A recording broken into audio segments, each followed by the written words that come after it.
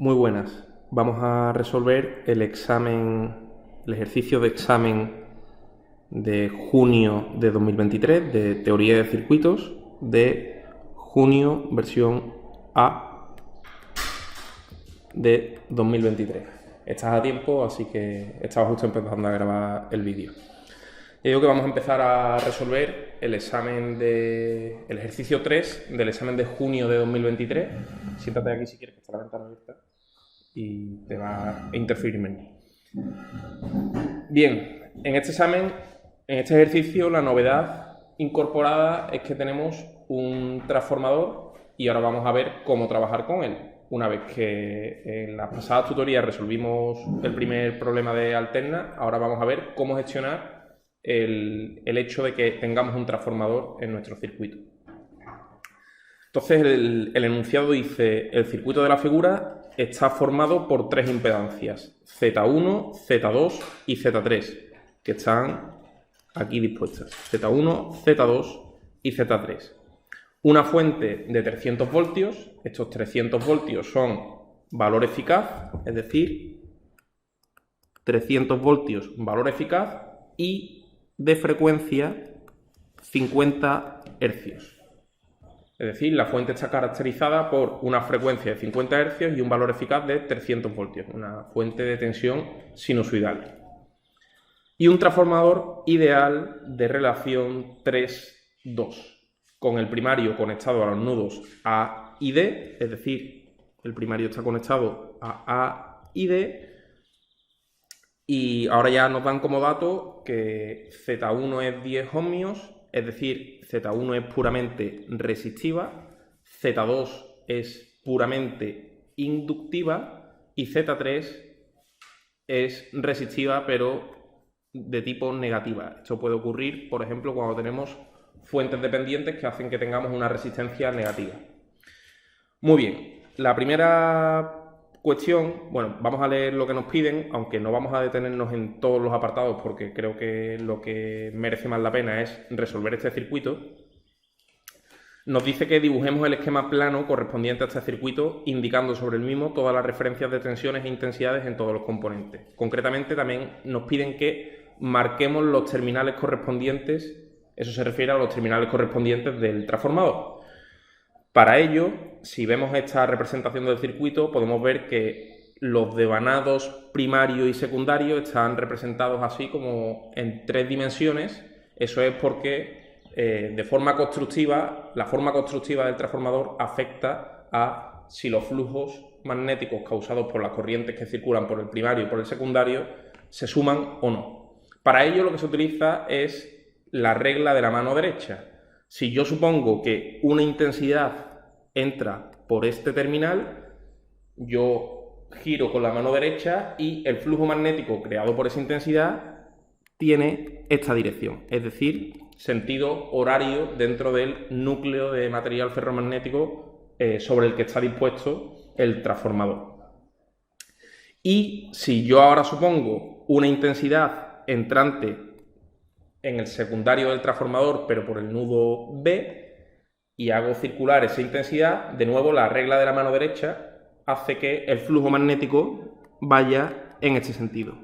Vamos a hablar flujo 1 y en este sentido flujo 2. Por tanto, eso se refiere a que estos dos terminales no son correspondientes.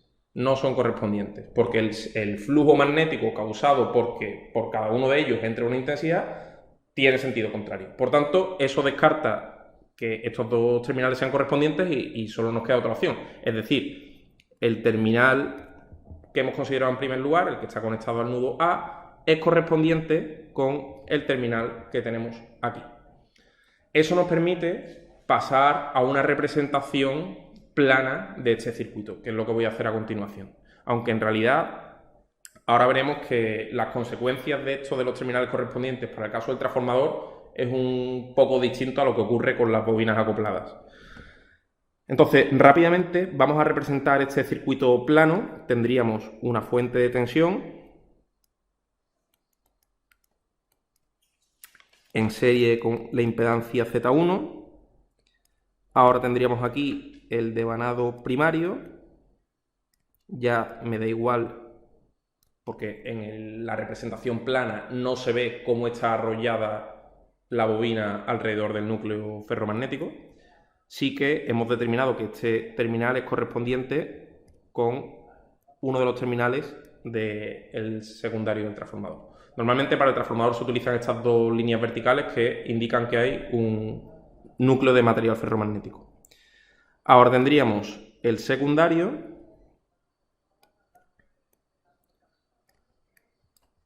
el terminal correspondiente del primero sería este que tenemos aquí, y bueno, vamos a representar los terminales, que eso siempre es útil. Este sería el terminal B, este sería el terminal A, y conectado a A y B tenemos también la impedancia Z2. Pues la conectamos por aquí. Esto es Z2, que es una impedancia compleja. Z1, que no la habíamos representado. Y por último nos falta Z3, que está conectada en paralelo con el secundario del transformador.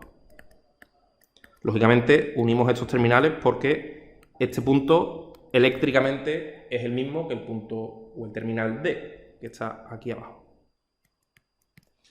Bien, con esto ya tenemos la representación plana. Luego nos decían que pusiéramos las referencias de polaridad de todas las intensidades y todas las tensiones en el circuito. Bueno, eso, fijaos que lo principal quizás es que ya nos están dando qué tensión, qué referencia de polaridad queremos para la tensión U1 y para la tensión U2. A partir de ahí, bueno, pues cada uno que tome las que estime oportuno, pero no vamos a detenernos en eso porque la forma de resolver este circuito en realidad no necesita de estas referencias, como veremos a continuación.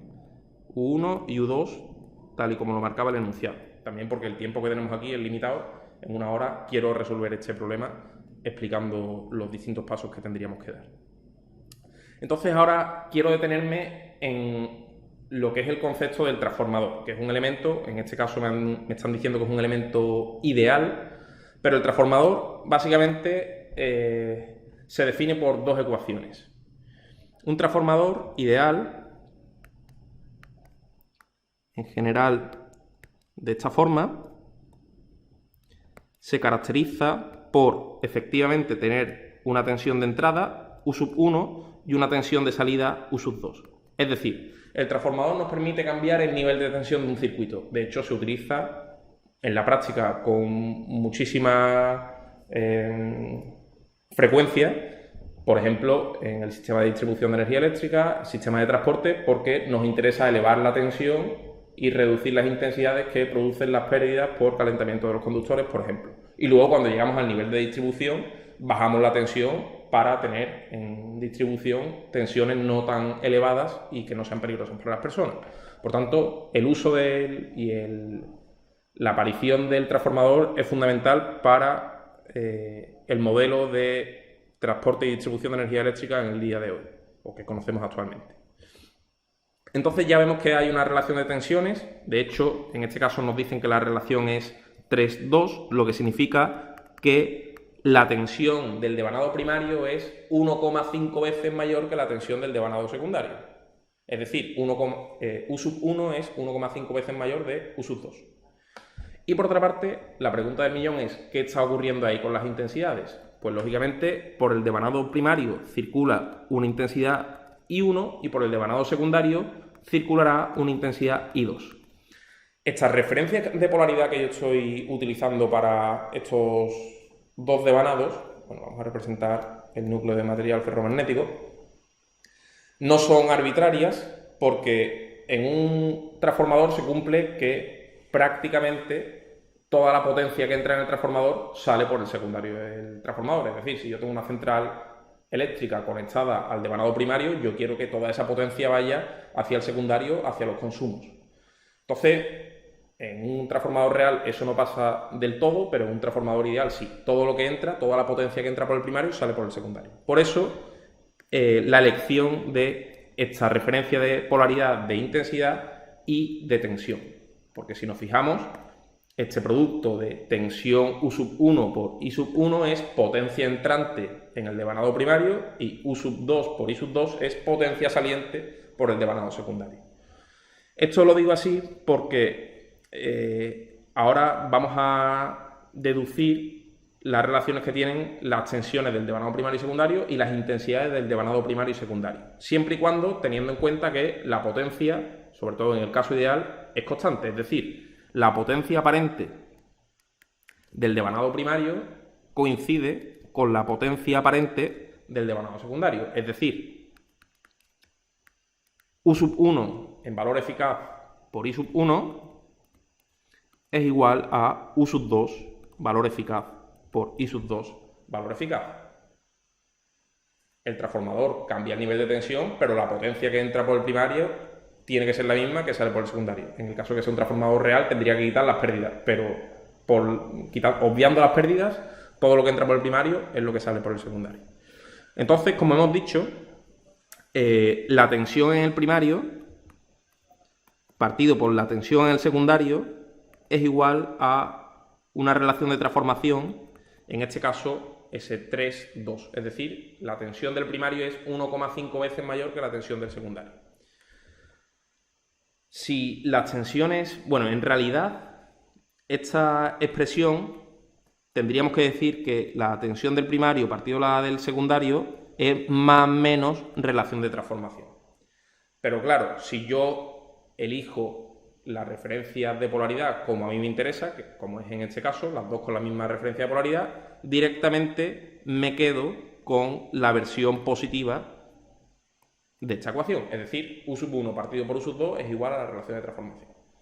Y lo mismo va a ocurrir con las intensidades. Lo que pasa es que si tenemos que satisfacer, por una parte, esto, es decir, que se cumple o que la potencia se conserva, y por otra parte, esta ecuación que tenemos aquí, pues lógicamente lo que va a ocurrir con las intensidades es lo contrario, es decir, que la intensidad en el devanado secundario partido por la intensidad en el devanado primario va a ser igual a más menos la relación de transformación. De nuevo, el hecho de elegir esta referencia de polaridad para la intensidad de entrada en el devanado primario y esta referencia de polaridad hacen que yo me quede con esta ecuación con signo positivo. Y por tanto, yo prefiero decir, estas son mis referencias estándar, estas son las ecuaciones que cumplen con esas referencias de polaridad y me olvido de lo demás. Bien, pues dicho esto, ya podemos pasar a resolver este circuito. Hay que tener otra cosa en mente, que es nosotros a priori, antes de resolver este circuito, bueno, me falta por poner que estos son 300 voltios a 50 hercios. Hay que decir que para mí, a priori, la tensión U sub 1 y la tensión U sub 2 son desconocidas, completamente desconocidas. Son unas magnitudes del circuito que tengo que determinar. Por tanto, el procedimiento para resolver un circuito cuando tenemos un transformador ideal, como es en este caso, es el siguiente. En el texto de la asignatura hay algún ejemplo y nosotros vamos a actuar de la misma manera. Básicamente, nosotros sabemos que en el transformador se tienen que cumplir las dos condiciones, son los terminales correspondientes que se han copiado así. Sabemos que en el transformador se tiene que cumplir que U sub 1 partido por U sub 2 es igual a la relación de transformación, que en este caso es 3 partido por 2, es decir, 1,5, ¿verdad? Y por otra parte sabemos que I sub 2 partido por I sub 1 es igual efectivamente a 1,5 también. Por tanto, lo que vamos a hacer es sustituir la inductancia del devanado secundario por una fuente de tensión, porque a priori, efectivamente, en el devanado secundario vamos a tener una tensión U2. Bueno, pues vamos a sustituir este devanado por una fuente de tensión de valor U2. Es decir, esta fuente es de valor U2. Y vamos a sustituir también el devanado primario por una fuente de tensión de valor U1. U1 o 1,5 veces U2, porque efectivamente de esta primera ecuación podemos decir que U1 es igual a 1,5 veces U2. Bien, esta condición me invita a representar la fuente de tensión del devanado primario como una fuente dependiente. En realidad, decir que es una fuente dependiente o que es una fuente independiente es lo mismo a efectos prácticos, a efectos de resolución de este circuito. Pero podemos decirlo así. Quizás por el hecho de que es una constante que multiplica a otra tensión del circuito, tiene más sentido hablar de fuente dependiente. Es decir, fuente de tensión dependiente de valor, vamos a quitar el U1, porque ya sabemos que en realidad está relacionado con la tensión de U2, por tanto, 1,5 veces U2. Bien, hasta aquí. En este punto, bueno, no quiero obviar las intensidades por los devanados primarios y secundarios con las referencias que yo he establecido, es decir, la intensidad I1 entrando por este nudo y la intensidad I2 saliendo por este nudo. Tendría que esta intensidad es I1 y esta intensidad es... perdón, me he venido a otro circuito, ¿no? Esta intensidad es I1 y esta intensidad es I2. Bien, ¿cómo vamos a resolver este circuito? Pues el hecho de que haya tres fuentes, todas de tensión, me invita a plantear las ecuaciones de malla. Y eso es lo que vamos a hacer. Tenemos tres impedancias, tres fuentes de tensión. Si planteo mallas, a priori, esto va a resolver el circuito de una forma relativamente sencilla. Porque ya sabemos que es un método sistemático de resolución de circuitos eléctricos, ¿no? Bien, bueno, voy a cargarme por aquí el núcleo de material ferromagnético. Ya hemos modelado el transformador como dos fuentes de tensión cuyas tensiones están relacionadas.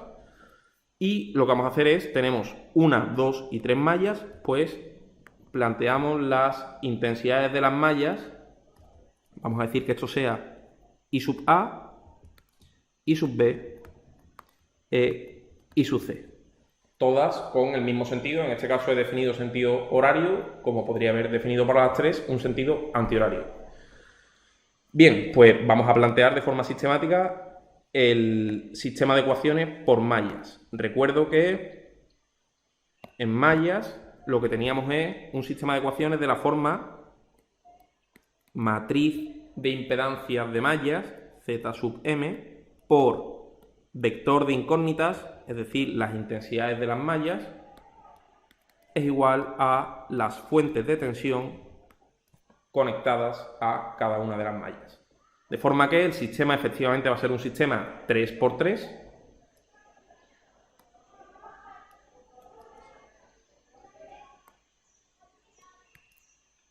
donde en el vector de término independiente vamos a tener, perdón, en el vector de incógnita vamos a tener las intensidades de las mallas, I sub A, I sub B e I sub C,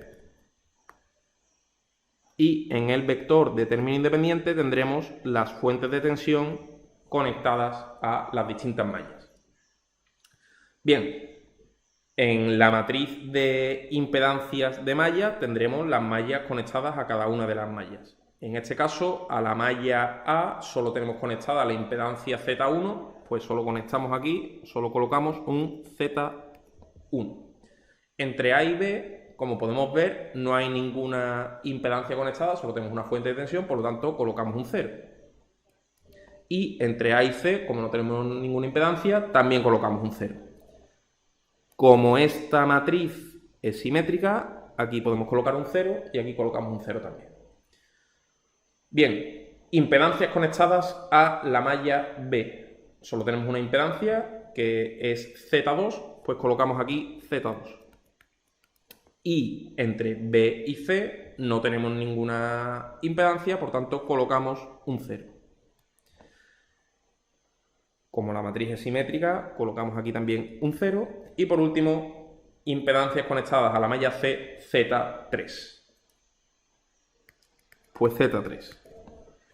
Muy bien. Fijaos que la matriz de impedancia de mallas es muy sencilla. Tenemos una única impedancia conectada a cada una de las mallas. Ahora vamos con las fuentes de tensión. conectadas a la malla A tenemos dos fuentes de tensión, la fuente independiente de valor 300 voltios a 50 Hz, cuyo fasor asociado va a ser para nosotros U sub G igual a 300 a 0 grados voltios, lo establecemos como referencia fasorial. Y por tanto vemos que la intensidad de malla entra por el terminal negativo y sale por el positivo de la fuente. Y eso en su momento se puede deducir que eso va con signo positivo en el sistema de ecuaciones. Es decir, U sub G con signo positivo. Sin embargo, ocurre lo contrario para la fuente dependiente. La intensidad de malla entra por el terminal positivo, sale por el negativo, por tanto, menos 1,5 U sub 2, menos 1,5 U sub 2. Bien, fuentes de tensión conectadas a la malla B. Pues tenemos precisamente estos 1,5 U sub 2, que ahora aparece con signo positivo, y menos U sub 2 de la fuente que modela el secundario del transformador con signo negativo, porque la intensidad de malla entra por el terminal positivo y sale por el negativo. Y por último, esta U sub 2 aparecerá en el término independiente relativo a la malla C y con signo positivo, porque la intensidad de la malla C entra por el negativo y sale por el positivo. Muy bien. En este momento hay que hacer balance de ecuaciones e incógnitas. Tenemos las tres incógnitas originales del problema, que son las intensidades de las mallas, que no tenemos ni idea a priori de cuánto valen. U sub G no es una incógnita porque es perfectamente conocida, conocemos su módulo y argumento, que hemos definido como 0 grados, por establecerlo como referencia fasorial.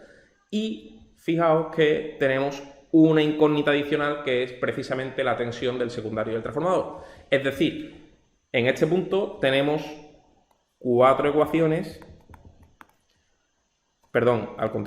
tres ecuaciones, 4 incógnitas. Por tanto, necesitamos sí o sí una ecuación adicional. ¿De dónde va a venir esa ecuación? Porque la ecuación de la relación de las tensiones ya la he utilizado, ¿verdad? Es decir, ya he quemado el cartucho de que U sub 1 era igual a 1,5 U sub 2. Por tanto, la otra ecuación que me queda es la de las intensidades. Es decir, tengo que relacionar de alguna forma que esta I sub 2 es igual a 1,5 veces I sub 1. Y claro, tendré que relacionar esta expresión con las incógnitas que ya tengo, que son las intensidades de las mallas, ¿no? Para no introducir ninguna incógnita adicional en el problema, sino la pescadilla que se muerde la cola y no terminaría nunca con esto. Por tanto, lo que yo sé es que I sub 2 es igual a 1,5 veces I sub 1, y ahora tendré que relacionar esta I sub 2 e I sub 1 con las intensidades de las mallas. Lo que puedo ver es que supuestamente, como esta rama es compartida por la malla A y la malla exterior, por aquí circula I sub A, ¿verdad? Y como esta otra rama es compartida con la malla exterior y la malla B, por aquí circula I sub B. De forma que, si aplico la primera ley de Kirchhoff a este nudo del circuito, lo que tengo es que I sub A es igual a I sub B más I sub 1. O lo que es lo mismo, I sub 1 es igual a I sub A menos I sub B. Y por otra parte, si actúo de forma similar, por aquí venía I sub B, tal y como hemos dicho, y por aquí circulará I sub C. De forma que la aplicación de la primera ley de Kirchhoff a este nudo del circuito me dice que I sub B más I sub 2 es igual a I sub C. Es decir, si despejo I sub 2, esto es igual a I sub C menos y sub b. Por tanto, la ecuación adicional que me faltaba es, donde pone i sub 2, pongo i sub c menos i sub b, al revés, i sub b menos i sub c, al revés, i sub c menos i sub b,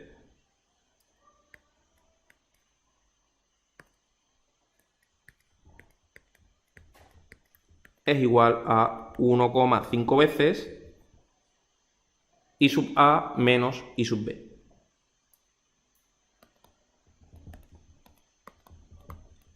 Bien, posiblemente esta ecuación se pueda simplificar un poco. Por ejemplo, vamos a multiplicar por 2 a la izquierda y a la derecha y tendremos que 2i sub c menos 2i sub b es igual a 3 veces i sub a menos 3 veces i sub b. Si me llevo i sub b hacia la izquierda, me quedará que i sub b más 2 veces i sub c es igual a 3 veces i sub a. O, si lo pongo ya despejando todas las intensidades hacia la izquierda, ya por último me quedaría que 3i sub a menos i sub b más 2 veces i sub c es igual a 0. Bien. ¿Cómo introduzco esa ecuación en el sistema de ecuaciones? Pues básicamente lo que tengo que hacer es poner una ecuación adicional cuyos coeficientes son 3, menos 1 y 2.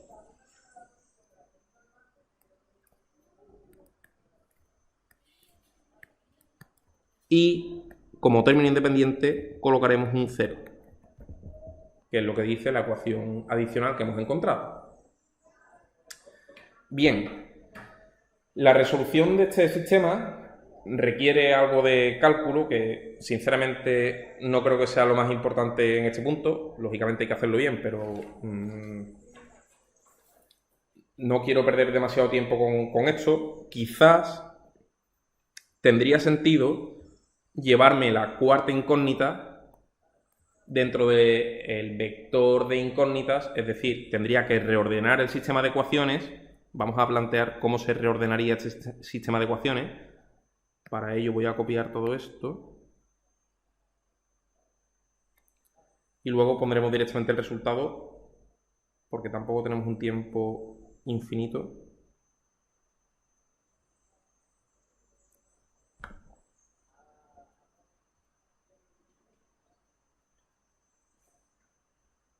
No sé si le da a duplicar o no. ¿Eso está pensando?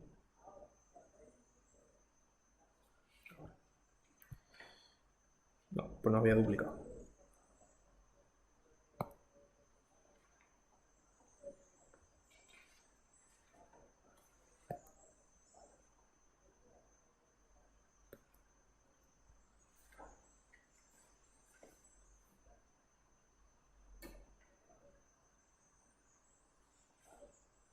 ¿Se le está pasando esto? A ver.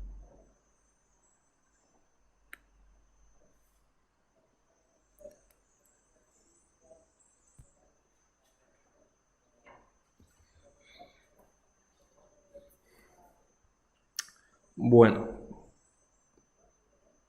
última oportunidad, nada. Entonces, básicamente, lo que tendríamos que hacer para reordenar este sistema de ecuaciones es lo siguiente. Lo que vamos a hacer ahora ya es plantear un sistema de 4 ecuaciones y 4 incógnitas,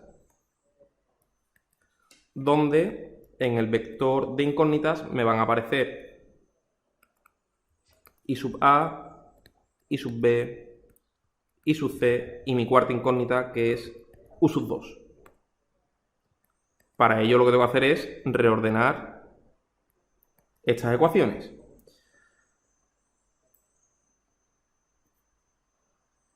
¿Cómo hago eso? Bueno, pues tendría que pasar, por ejemplo, en la primera ecuación, este término hacia la izquierda. Por tanto, me quedaría z1, 0, 0 y 1,5 positivo que multiplica a u sub 2. Por tanto, 1,5 en el elemento 1, 4 de esta matriz que multiplica a u sub 2 para dar u sub g con signo positivo. Segunda ecuación, ¿qué tenemos? Bueno, todo esto es igual a 0,5 u sub 2, ¿verdad?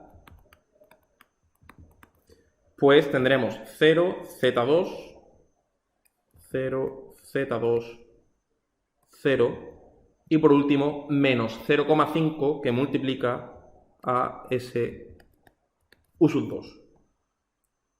Y a la derecha, ahora ya me quedará un 0. Tercera ecuación, 0, 0, z3, 0, 0, z3, y u sub 2 que pasa hacia la izquierda con signo negativo, es decir, menos u sub 1. O sea, menos 1 por u sub 2. Y de nuevo me queda un 0 en el vector de término independiente. Y por último, la cuarta ecuación, que no cambia porque no aparece u sub 2 por ninguna parte, pues 3 menos 1, 2 y 0 a la derecha. Por tanto, ahora ya sí tenemos el sistema reordenado y podríamos utilizar, por ejemplo, un software de resolución de ecuaciones, por ejemplo, MATLAB, que nos daría directamente el resultado. Voy a poner, o podríamos desarrollar las ecuaciones por sustitución, eliminación, etcétera, etcétera. Podríamos resolver este sistema de ecuaciones. La solución que yo he obtenido es la que voy a mostrar a continuación, ya directamente en forma polar. Y sub a mí me sale 24,26 con un desfase de 205,35 grados. Estos son amperios. Y sub b a mí me sale 17,65 con un desfase de 281,31 grados. Amperios también. Y sub c a mí me sale 35,3 con un desfase de 191,30 grados amperios. Y por último, la cuarta incógnita, la tensión del devanado secundario es 353 con un desfase de 11,31 grados. Estos son voltios.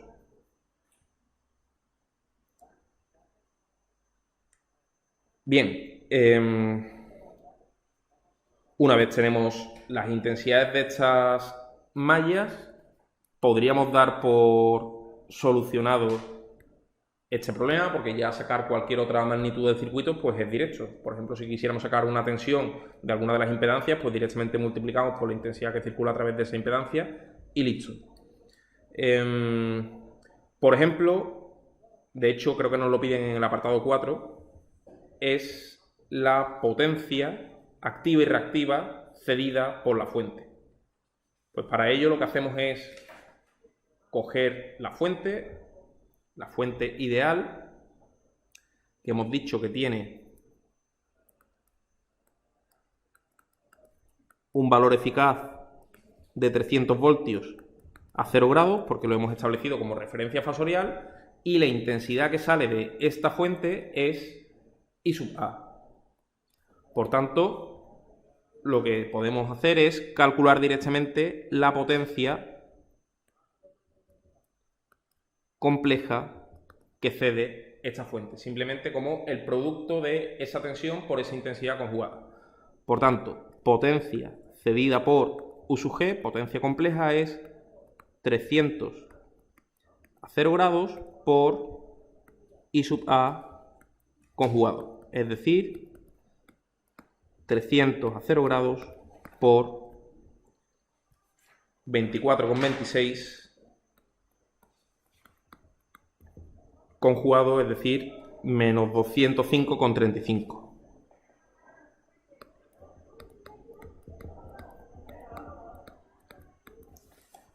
Y esto queda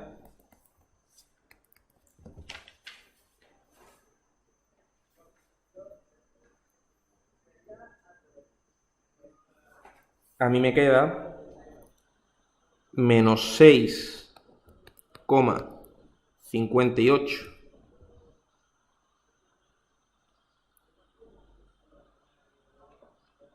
más J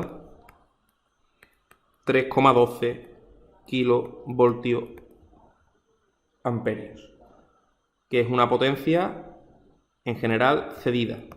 Como vemos, como la potencia activa de la fuente es negativa, significa que la fuente está consumiendo potencia activa y esta fuente cede potencia reactiva al resto del circuito. Se puede hacer el balance completo de potencia activa y reactiva en todo el circuito y veréis que cuadra. Bien, con esto habríamos resuelto este circuito y este problema en general. ¿Alguna duda? Bueno, sí, las referencias en el transformador, cuando has puesto la relación de tensiones, le has dado el positivo, pero ahí no hemos puesto los terminales correspondientes. Entonces, yo tenía entendido que cuando están los dos terminales correspondientes y desde ahí salen las dos tensiones, es cuando es el positivo. Lo que pasa es que en ese sentido teníamos el terminal correspondiente uno en este sitio, y yo creo que ahí sería negativo, ¿no? Estoy completamente de acuerdo con lo que tú dices. De hecho, en la teoría se te dice mira los terminales correspondientes y entonces se establece la relación que hay entre ellos, pero independientemente de que estos sean los terminales correspondientes o no, es decir, los terminales correspondientes hemos dicho que son, este y este. En nuestro caso. Yo tendría que definir, por tanto, las tensiones del devanado primario y secundario en consecuencia. Es decir, como este es el terminal correspondiente del segundo devanado, pues defino la tensión al contrario. Pero por otra parte también el problema me está dando ya U sub 1 y U sub 2 de esta forma. Claro, es que por eso es la pregunta, la duda que tengo, porque como lo tenemos planteado en el ejercicio, no lo has dado, como tú has puesto el modelo típico, pero claro, los terminales correspondientes son diferentes. Sí. No es el estándar. Sí, pero si tú coges esta tensión U sub 2 como otra, tú le puedes cambiar el sentido si quieres, y la intensidad, y hacerlo de acuerdo a lo que dicen los terminales correspondientes. Pero yo a nivel personal, no aprenderme si va con signo positivo o no en función de cómo están los terminales correspondientes. Creo que eso es más complicado que decir, las referencias de polaridad de un transformador son estas porque por el primario entra una determinada potencia y por el secundario sale otra determinada potencia. ¿Cómo se relacionan esas potencias? Y cómo se relacionan, por tanto, esas tensiones y esas intensidades. Vale, es otra forma de... es como, digamos, un modelo, ¿no? De entenderlo, ¿no? Esto es como todo. Cada maestrillo tiene su librillo, yo lo entiendo mejor así. Yo prefiero... porque además, para mi gusto, estas referencias son las más intuitivas. Lo normal es que en el primario tú tengas un generador y en el secundario tú conectes una carga que consume potencia. Entonces, la potencia fluye en este sentido. Es decir, por el primario entra una potencia y por el secundario sale esa potencia. Entonces, yo podría definir esta tensión con referencias de polaridad cambiadas. Yo puedo definir siempre las referencias de polaridad son algo completamente arbitrario y que uno elige como le dé la gana. ¿Yo para qué me voy a complicar más la vida si ya el producto de esta tensión por esta intensidad es potencia entrante al devanado primario? Y el producto de esta tensión por esta intensidad es potencia saliente del devanado secundario. Y con estas referencias, que puedo haber cogido estas o otras cualquiera, yo de hecho estoy cogiendo U sub 1 y U sub 2, que me las daré enunciado. O sea, estoy de acuerdo contigo en que a lo mejor no está del todo claro con qué referencias quieres que la haga, con las de los terminales correspondientes o con las que tú me estás dando. Claro, es que esa es la duda que muchas veces da de interpretar, ¿sabes? Para mi gusto, hacerlo así no es incorrecto. Yo estoy cogiendo la referencia de polaridad del enunciado, estoy representando cómo se relacionan estas intensidades mediante las ecuaciones del transformador y te planteo el circuito de esta forma. Vale. Que la otra forma también es válida, por supuesto, que es cogerte el libro, estudiarte cómo se relacionan las referencias de polaridad de tensión e intensidad en función de los terminales correspondientes y plantear la ecuación correspondiente. Pero yo ¿para qué? Esto es un poner. ¿Para qué voy a definirme esta tensión U sub 2? Al contrario, para que ahora me aparezca un menos aquí. Lo puedo hacer, pero es que eso ya, mi experiencia me dice que es un nido de errores, porque los menos a la gente, a los alumnos, no les gusta. Es como si yo digo, yo quiero plantear la ley de Ohm de esta forma. La intensidad entra por aquí y por tanto la tensión va en este sentido. Todo el mundo está de acuerdo en que aquí se cumple que U es igual a R por I. Y alguien puede decir, no, es que a mí me gusta más definir la intensidad al contrario. Y yo te digo, vale, no hay ningún problema, puedes hacerlo. Y la tensión la defines así, no pasa nada. Pero ahora acuérdate de que la ley de Ohm ya no va con signo positivo. Ahora la ley de Ohm dice que U es igual a menos R por I. No, en este caso siempre la resistencia, siempre, como siempre absorbe, o sea, digamos, tiene que ir, bueno, digamos, puede ir, o sea, que siempre debe de ir en el sentido de la intensidad de la tensión, ¿no? No tiene por qué, tú puedes, ambas opciones... Si le pones menos, ¿verdad? Claro. La cuestión es, ¿con qué opción de estas dos, que son las dos perfectamente correctas, la gente se equivoca menos? Y yo te digo, 100% con la opción, con la versión positiva de la ley de Ohm. Que la otra es perfectamente válida, pero la gente se lía. Y además ponen trampa con eso. La gente se lía. A mí me lo dice mi corta experiencia en el mundo docente. Entonces, ¿yo para qué me voy a poner a liarme la manta en la cabeza y decir terminales correspondientes, no sé qué, no sé cuánto, luego esto va con positivo, va con negativo? Eso me va a liar más y va a provocar con más seguridad que yo me equivoque a que no. Entonces, yo recurro a mis referencias del transformador, que son la potencia entra por el primario y la potencia sale por el secundario. Y con esas referencias, la expresión de la tensión y la expresión de la intensidad van con signo positivo. Mira, a mí siempre háblame de expresiones positivas que creo que son más llevaderas. Pero esto es mi opinión. ¿Vale? ¿Bien? Bueno, pues nada, lo dejamos aquí porque ya es prácticamente la hora.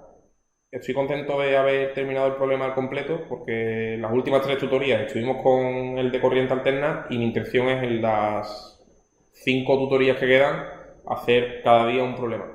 A lo mejor hay que saltarse apartados, etcétera, porque si no nos da la vida, pero...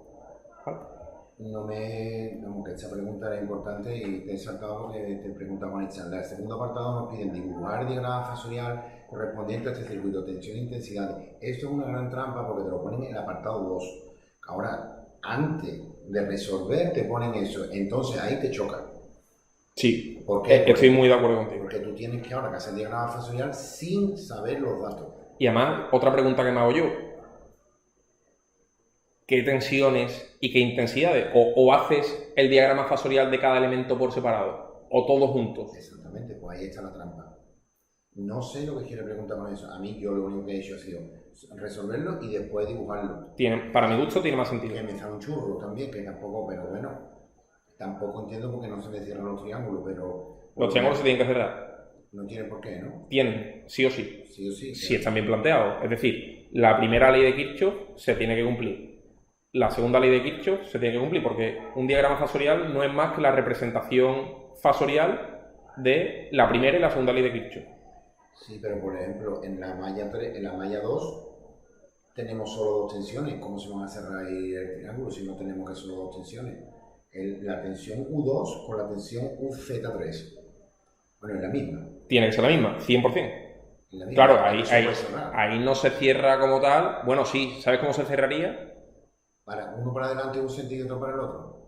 Efectivamente. Efectivamente.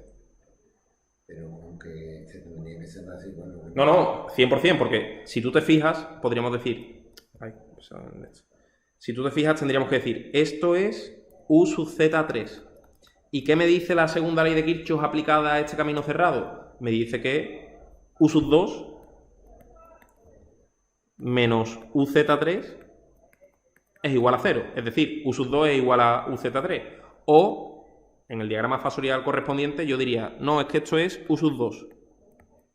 Y diría también, sí, pero es que UZ3 es la misma y con sentido contrario.